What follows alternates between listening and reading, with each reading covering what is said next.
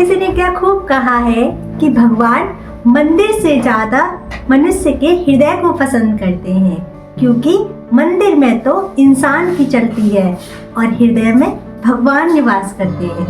नमस्कार दोस्तों, मैं हूं सोनी उपाध्याय, लेके आई हूँ एक छोटी सी कहानी। ये कहानी जिन्होंने लिखी है वो अपने बारे में बताते हैं कि मेरे पास एक बाइक थी। वो बाइक किसी काम की नहीं थी, क्योंकि घर में नए नए साधन आ चुके थे और मैंने भी नई कार खरीद ली थी, तो वो बाइक किसी काम की नहीं थी, वो खड़ी रहा करती थी।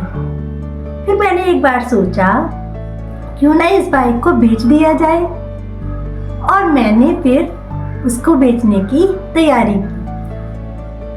और उसको बेचने के लिए मैंने मन में सोचा कि इसके रेट कितने लगाए जाए। फिर मैंने सोचा कि ऑनलाइन पोर्टल पे देखा जाए। फिर मैंने ऑनलाइन पोर्टल पर इसकी डिटेल फिल की और उसके बाद मैंने इसके रेट 30,000 सोच लिए कि 30,000 में बाइक बेच दूंगा।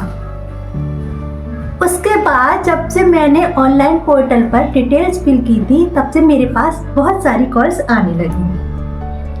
कोई मेरी बाइक के 15,000 लगाता तो कोई 20,000, कोई 25,000 लगाता। 28 तक बात आ चुकी थी, लेकिन पूरे 30,000 की कॉल अभी तक नहीं आई। फिर मन में विचार किया कि 28 में ही बेच दूंगा। ऐसा विचार करते ही शाम को एक कॉल आया मेरे पास, और वो कॉल ऐसा लग रहा था कि जो इंसान मेरे पास कॉल कर रहा है थोड़ा परेशान है।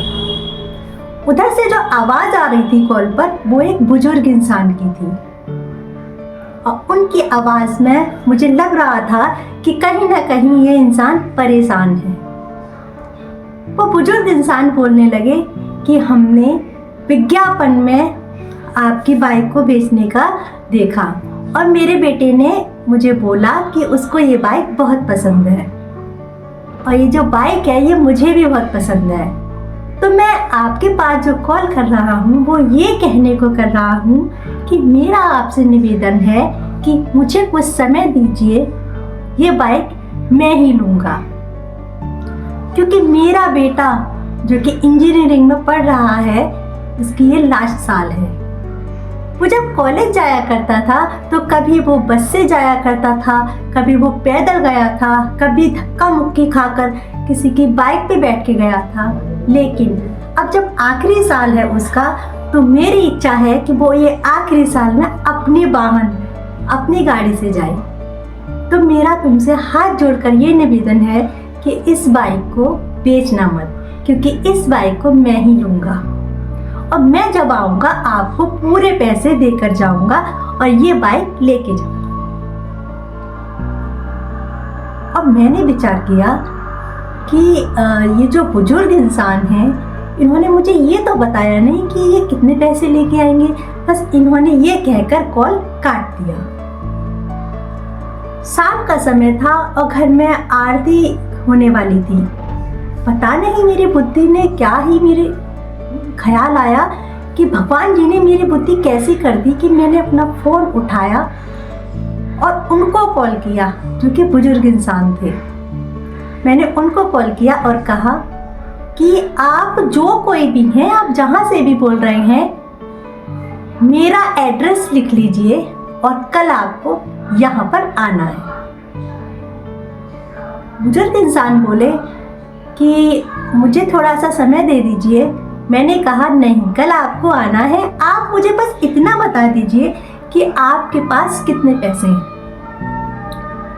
बात जो कि 30,000 रुपये की थी, तो मैंने उनसे पूछ लिया कि आपके पास कितने पैसे हैं। वो बुजुर्ग इंसान बोले कि अभी 20,000 का ही इंतजाम हो पाया है, मैं 20,000 रुपये ही जोड़ पाया हूँ, लेकिन मुझे कुछ और समय दे दीजिए जिससे कि मैं और पैसे जोड़ लूँगा। मैं मोबाइल बेच दूँगा, मैं अपना कुछ सामान बेच दूँगा, और किसी न किसी आपको पूरे पैसे करके लाऊंगा और ये गाड़ी मैं ही लेके जाऊँगा। मैंने उनसे कहा नहीं, आपको कल आना है और आपके पास 20,000 है, तो 20,000 रुपये ही लेकर आप यहाँ आ जाइए। जो बूढ़ा आदमी था उसने जब ऐसा सुना तो उसकी आवाज़ ही बदल गई। उसकी आवाज़ में इतनी, मुझे ऐसा लगा कि कितना खुश है वो इंसान ये चीज़ सुन के, और वो बहुत खुश था। और फिर जब उसने सुना कि मैंने 20,000 में बोल दिया है आने को, तो वो बहुत खुश होकर उसने कॉल काट दी। उसके बाद फिर से उसने कॉल किया और कहा कि बाबूजी मेरे पास ज़्यादा पैसे तो है नहीं, क्या मैं पक्का कल आ जाऊँ? मैंने उनको बोला हाँ बिल्कुल आ जाइए। उसके बाद रात को फिर कॉल आता है कि बाबूजी मैं कल आ जाऊँ? मैंने उनसे कहा हाँ तुम ज़रूर आ जाइए। उसके बाद सुबह फिर उनका कॉल आया और बोले कि बाबूजी मैं अपने बेटे को लेके निकलने ही वाला हूँ, आपके पास आ रहा हूँ, बेटा तैयार हो रहा है। बहुत ज़्यादा, मतलब मुझे ऐसा लग रहा था कि जो बुजुर्ग इंसान है बहुत ज़्यादा एक्साइटेड है उस बाइक के लिए। वो आ गए। जब मैंने उनके हाथ से पैसे लिए, उन्होंने जब मुझे पैसे दिए, तो मुझे लगा था, वो पैसे देखकर ही मैं मान गया कि कितनी मेहनत की कमाई है ये। एक एक पैसा इस तरह से जोड़ा गया है, क्योंकि कुछ रुपए उसमें 500 के थे, कुछ नोट उसमें 50 के थे, कुछ 100 के, कुछ 10 के, इवन 10 और 20 के भी उसमें कुछ नोट थे। उन पैसों को देख के मुझे पूरी तरह से पता चल रहा था कि कितने मेहनत से पैसे जोड़े गए हैं।